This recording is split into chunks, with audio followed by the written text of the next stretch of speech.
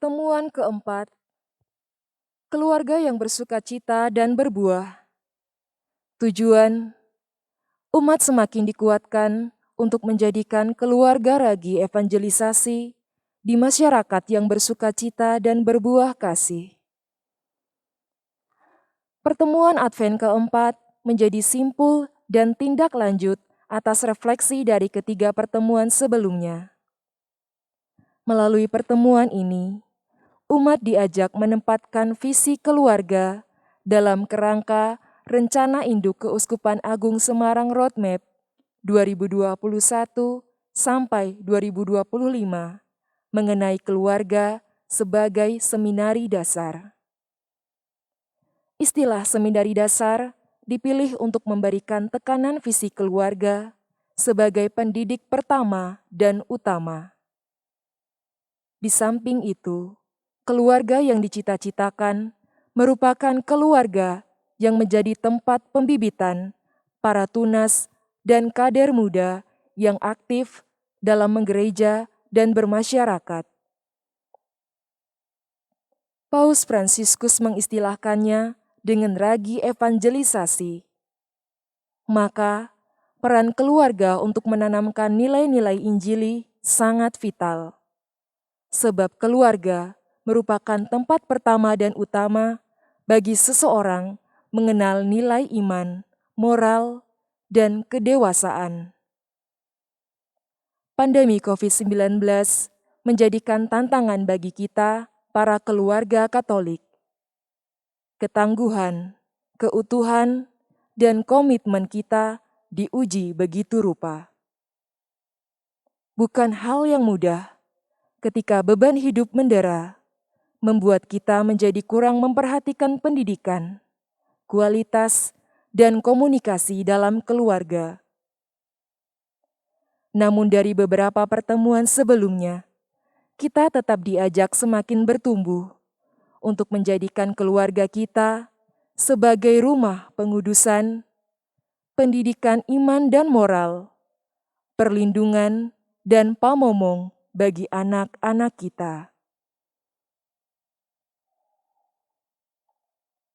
Harapannya, kita diajak agar mampu seperti yang diamanatkan oleh Rencana Induk Keuskupan Agung Semarang 2021 sampai 2025 mengenai keluarga, yaitu semakin banyak keluarga yang sadar akan identitasnya sebagai gereja mini, sekolah mini, dan seminari dasar bagi pertumbuhan iman dan panggilan anak.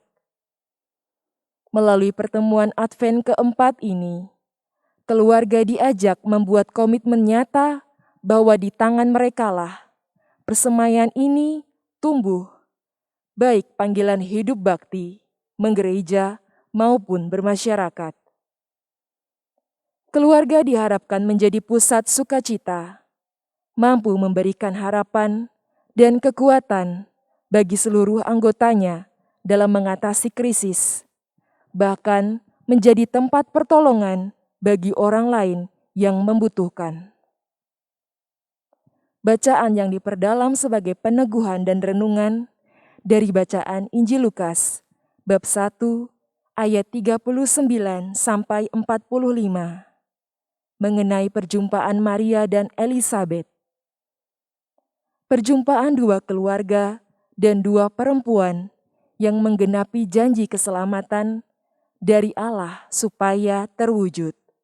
Suster, Bapak, Ibu, dan teman-teman sekalian, mari kita mulai pertemuan Advent kita yang keempat ini. Mari kita siapkan hati kita. Dalam nama Bapa dan Putra dan Roh Kudus, amin. Semoga rahmat dan berkat Tuhan kita Yesus Kristus selalu beserta kita, sekarang dan selamanya. Suster, Bapak, Ibu, dan teman-teman sekalian, hari ini kita sudah sampai di pertemuan Advent yang keempat. Kita mesti ingat ya, kemarin ketika kita semua ikut di pertemuan yang pertama, itu kita diajak bagaimana keluarga itu menjadi keluarga yang tangguh, keluarga yang kuat.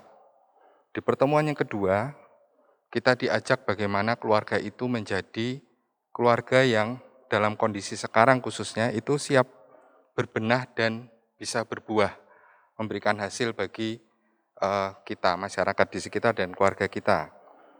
Dan yang ketiga, yang kemarin minggu lalu kita diajak bagaimana keluarga itu menjadi sebuah rumah tangga yang utuh. Dan hari ini kita akan diajak merefleksikan bagaimana keluarga itu menjadi sebagai seminari dasar atau gereja mini, kalau kita sering dengar gereja mini dalam kehidupan bermasyarakat. Nanti kita akan sharing, masing-masing bisa sharing, mengungkapkan pengalaman-pengalaman hidup dalam keluarga sebagai gereja mini tadi. Untuk itu mari kita mulai dengan doa pembukaan. Allah Bapa Maha Rahim, kami bersyukur kehadirat-Mu karena melalui masa penantian Advent keempat ini, kami Engkau ajak untuk menjadikan keluarga kami menjadi pusat pembenihan bagi ragi evangelisasi di masyarakat. Semoga melalui pertemuan ini, kami Engkau berikan kekuatan baru dalam wujud pertobatan Advent untuk membawa keluarga kami tangguh, bersukacita dan berbuah dalam kasih. Demi Kristus Tuhan dan pengantara kami, yang bersatu bersama Dikau dan Roh Kudus sepanjang segala masa. Amin.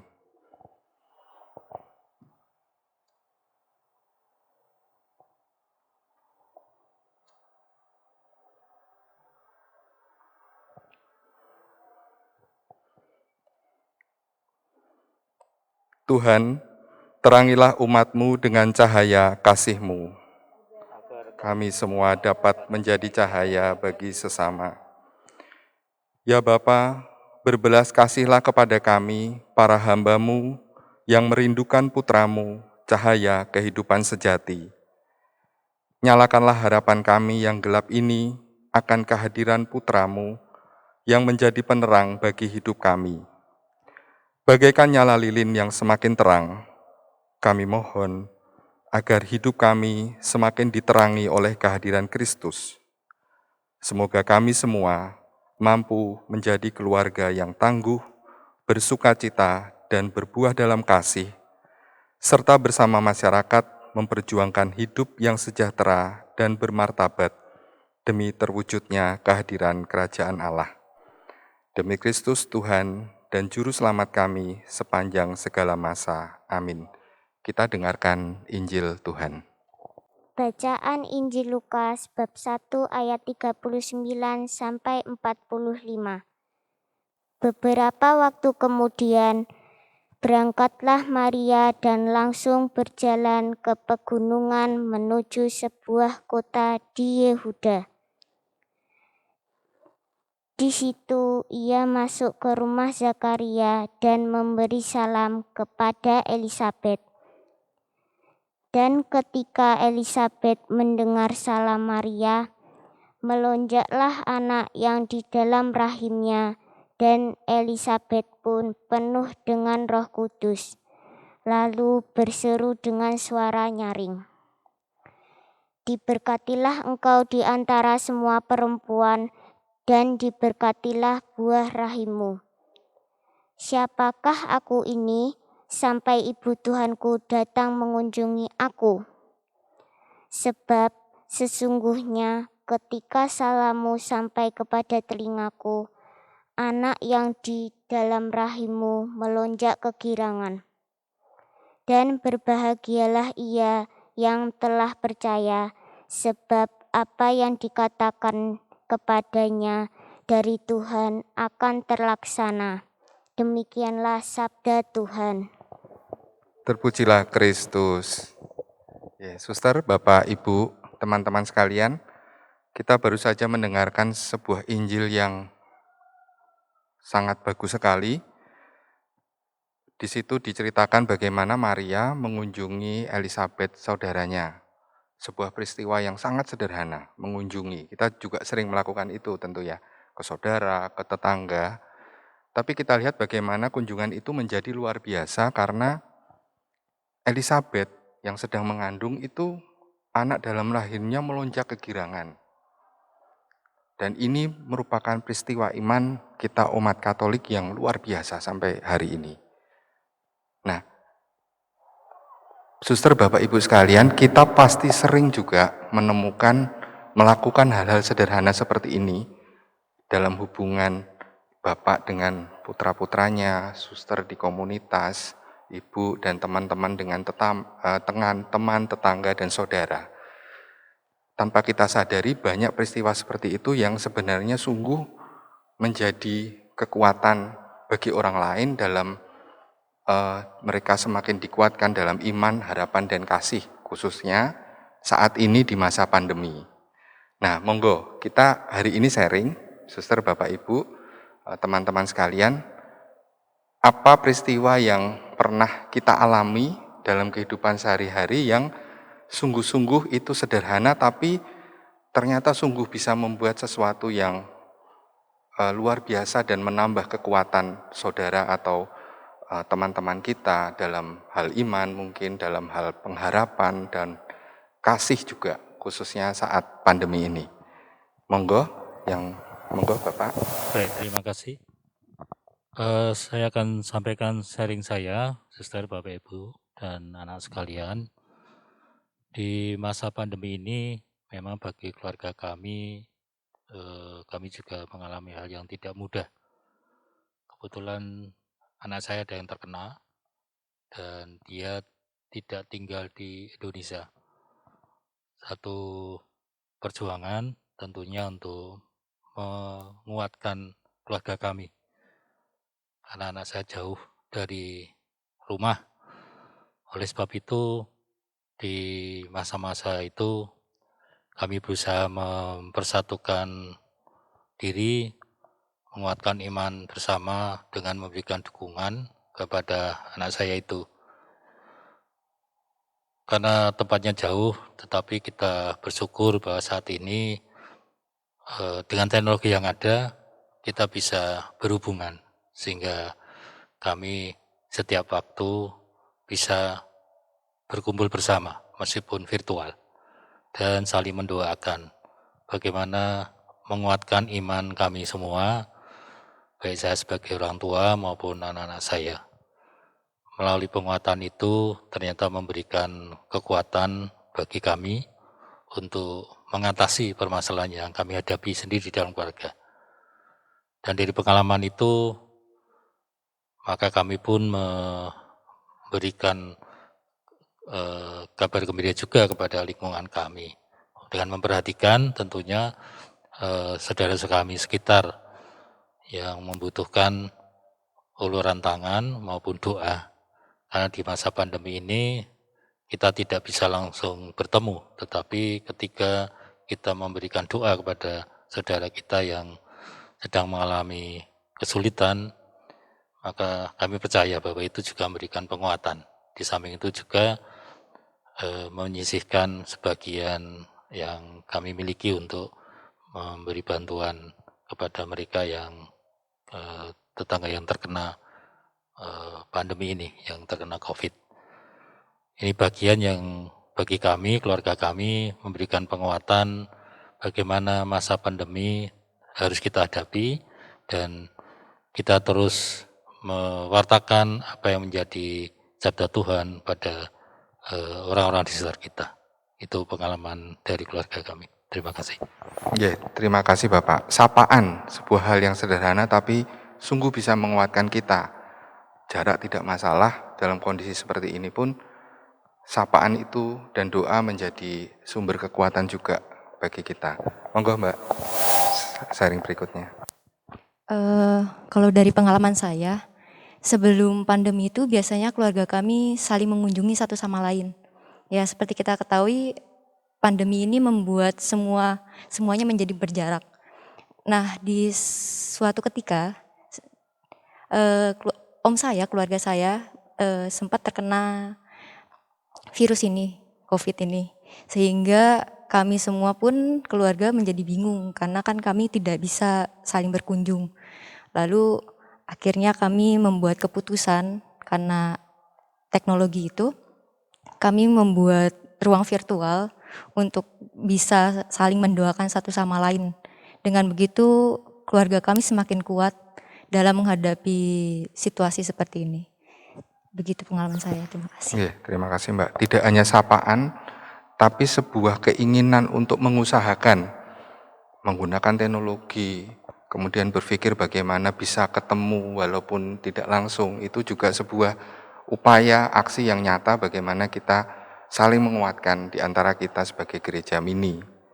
Oke. Kalau dari saya sendiri mengenai pandemi COVID-19 ini, memang benar-benar menjadikan keluarga Katolik itu mempunyai tantangan yang ekstra. Salah satunya dalam keluarga saya sendiri, selama pandemi ini saya dan kakak saya sama-sama merantau. Namun ketika pandemi ini, untuk pulang ke rumah itu menjadi sulit karena adanya banyak peraturan dalam perjalanan.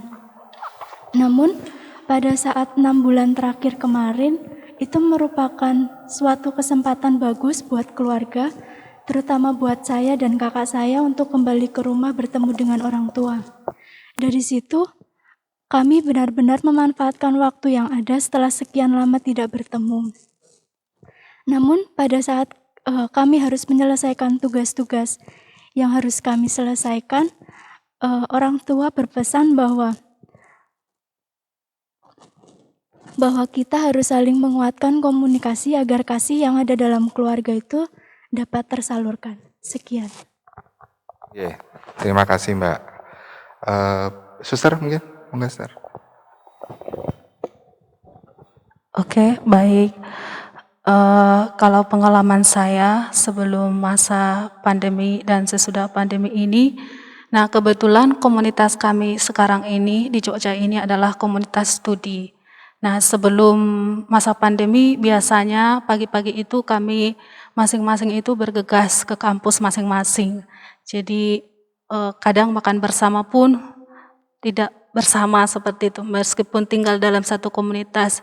Tetapi setelah masa pandemi ini saya merasa bahwa komunitas kami itu bisa menjalin kerjasama yang baik, artinya bahwa ada banyak waktu untuk bersama komunitas, di mana kita bisa makan bersama, lalu berdoa bersama, kemudian itu bisa bekerja bersama, lalu memasak bersama. Jadi semakin banyak kreativitas yang bisa kita buat selama masa pandemi ini di komunitas.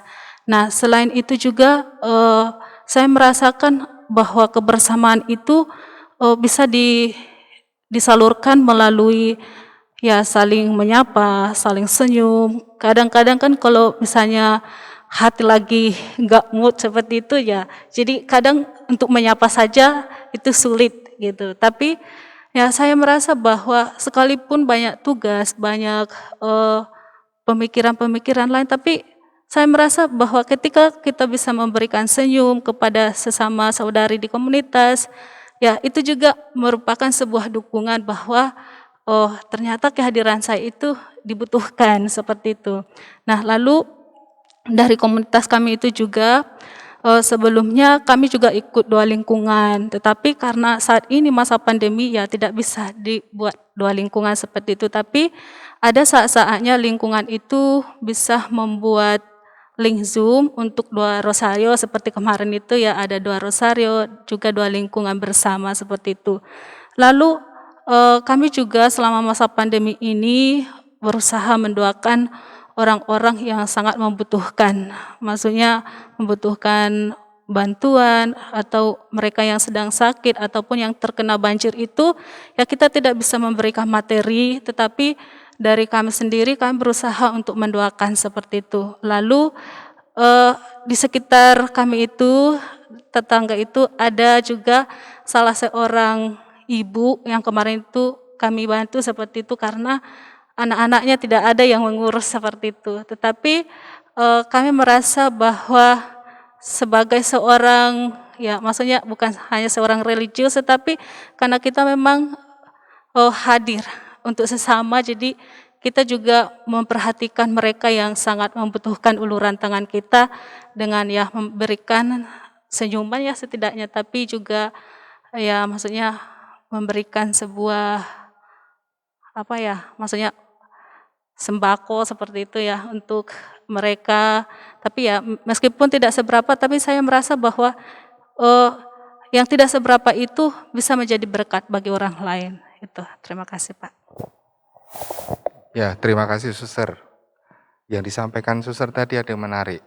Bagaimana kita bisa hadir untuk sesama, terutama kondisi saat ini. Bagaimana keluarga sebagai gereja mini tadi itu benar-benar terwujud dengan hadir buat sesama yang membutuhkan, antar keluarga yang tadinya jarang ketemu, sekarang karena tidak bisa bergerak dengan bebas, akhirnya sering ketemu, sering menyapa, sering merasa dihargai kehadirannya dan sebagainya. Ini juga satu hal yang tentu menguatkan bagi kita. Oke. Terima kasih, Pak. Pengalaman saya di masa pandemi ini, saya menceritakan pengalaman saya dengan lingkungan dulu, karena juga berpengaruh dengan keluarga saya. Dari masa pandemi ini, kebetulan rumah kami agak luas, jadi ternyata begitu semua itu mengalir begitu aja. Ternyata dari saya biasa ikut live streaming sendiri, akhirnya dari sekitar ingin ikut juga. Dan akhirnya Bapak Ibu lansia bersama-sama ikut live streaming bersama, dan dengan fasilitas yang ada di rumah ternyata juga bisa memberi kedekatan Bapak Ibu lansia dengan Tuhan, dengan seperti walaupun tidak bisa ke gereja, tapi bisa seperti di gereja, ikut live streaming. Saya sediakan TV, terus dengan tetap menjaga prokes dengan jarak, dan juga ya seperti pakai ya mengikuti prokes ya. Jadi ada kolektor juga, jadi seperti di gereja saat menerima komuni pun juga Bapak Ibu bisa menerima komuni. Jadi seperti ikut di gereja. Jadi hal itu tidak membuat Bapak Ibu lansia tidak merasa jauh walaupun dalam masa pandemi, tapi tetap dekat dengan Tuhan walaupun tidak secara langsung. Itu yang itu pun juga berlangsung begitu aja tanpa kita rencanakan, jadi mengalir begitu aja. Dari situ dengan pelayanan, selain itu juga karena di lingkungan kami FX Ambarukmo ada membentuk mengumpulkan dana yaitu dengan Pormes. Ternyata dari Pormes itu bisa membantu saat saudara-saudara kita yang terkena COVID.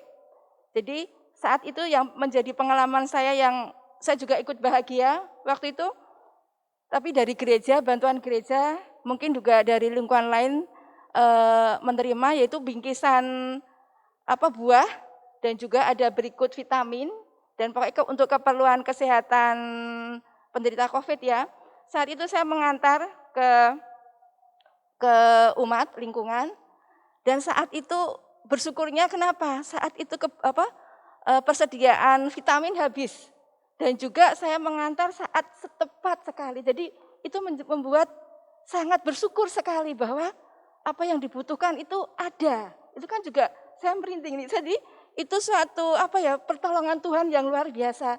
Jadi saya yang mengantar juga ikut senang, ikut bahagia, bersyukur, setidaknya juga bisa menguatkan untuk saudara kita yang sedang menderita COVID. Nah, dari pelayanan itu tidak lepas dari keluarga saya. Di masa pandemi ini, terutama untuk anak muda, di saat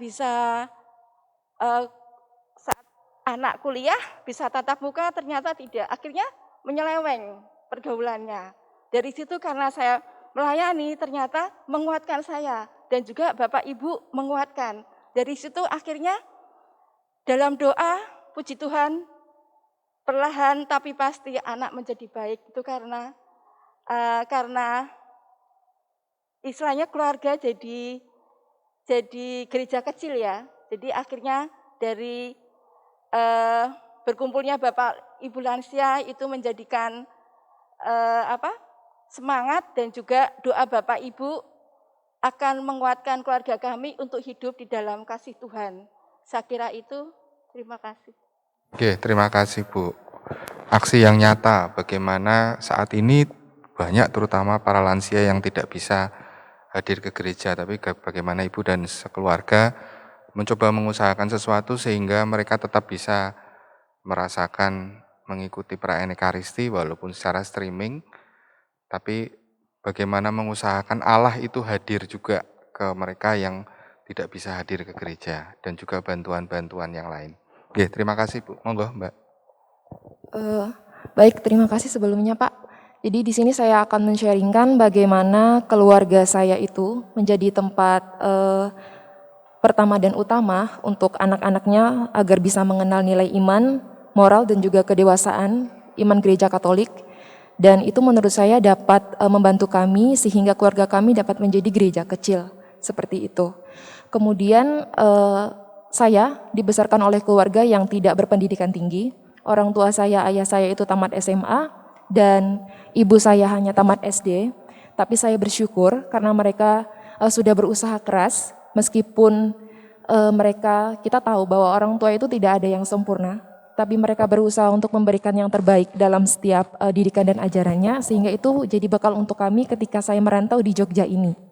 Jadi ketika saya masih kecil itu saya dan adik saya sudah diajarkan untuk sekolah minggu, kemudian mengikuti kegiatan seperti Miss Dinar. Dan akhirnya ketika saya besar pun SMA dan sampai saya kuliah sekarang saya mengikuti kegiatan gereja seperti Katolik, seperti menjadi lektor dalam misa gereja Katolik seperti itu. Nah ini adalah menjadi bekal untuk saya, terutama ketika saya jauh dari orang tua, saya merasa dekat dengan orang tua saya dengan mengenal didikan yang selama ini sudah mereka berikan untuk kami, seperti itu. Kemudian dari kegiatan yang sudah saya ikuti ini juga merupakan sebagai kegiatan healing untuk kami, karena kita tahu kondisi pandemi ini kan membuat kita khawatir dan cemas. Akan tetapi ketika kita memilih sesuatu yang dapat memberikan makna dan energi positif kepada kita, kita bisa menemukan makna itu. Contohnya adalah melalui kegiatan ini, kita dapat berusaha untuk memaklumi situasi dan kondisi yang mungkin di luar kendali kita sehingga kita bisa beradaptasi dengan situasi yang mungkin dirasa susah seperti itu. Jadi kesimpulannya adalah orang tua kami, keluarga kami adalah menjadi support system terbaik dalam hidup kami. Seperti itu Pak, terima kasih. Ya, terima kasih Mbak. Jadi orang tua menekankan kepada kita bahwa pentingnya apapun yang kita lakukan jangan pernah meninggalkan Tuhan. Dan selalu melibatkan Tuhan dalam setiap aktivitas kita dimanapun gitu ya, walaupun jauh dengan orang tua. Oke Bapak Ibu, Suster terima kasih, luar biasa sharing kita hari ini. Ada banyak hal tadi yang kita bisa temukan, sebuah peristiwa yang mungkin sederhana, tidak begitu luar biasa, yang megah gitu, tapi kita sadari bahwa hal-hal kecil itu sungguh menguatkan kita sebagai keluarga dan juga mencerminkan kita melakukan aksi yang nyata sebagai gereja mini yang diharapkan oleh iman kita Katolik. Bagaimana kita melakukan hal-hal yang nyata dan segera. Kalau kita dengar bacaan tadi Bapak Ibu, Maria tidak menunda waktu setelah dia mendapatkan kabar gembira bahwa dia akan melahirkan putra Allah sendiri, dia tidak menunda waktu langsung mengunjungi Elizabeth saudaranya. Ini sebagai sebuah pesan dan kesimpulan bagi kita bahwa ketika kita menjadi sebuah keluarga, menjadi gereja mini, itu tidak pernah menunda apapun kalau itu merupakan karya, kalau itu merupakan aksi kita sebagai perwujudan kita sebagai umat Katolik sejati, melakukan sesuatu yang berguna bagi siapapun. Yang paling dekat Bapak dengan putranya, Suster di komunitas, Mbak-mbak tadi dengan teman-temannya, dengan Ibu dengan para lansia tadi. Aksi-aksi ini yang segera tidak usah menunggu kita lakukan. Ini yang disampaikan oleh bacaan kita hari ini. Dan semoga sharing-sharing kita hari ini sungguh juga bisa menambah iman kita, bahwa iman kita itu akan selalu kita jaga, kasih itu selalu ada dalam lingkungan keluarga kita dan masyarakat kita, dan pengharapan akan Tuhan, pengharapan akan kehidupan kita yang pasti akan selalu lebih baik dalam Yesus. Amin. Amin. Suster, Bapak, Ibu, mari kita tutup pertemuan kita hari ini. Kita akan tutup dengan doa penutup dan nanti kita akan mohon berkat dari Tuhan. Marilah kita berdoa.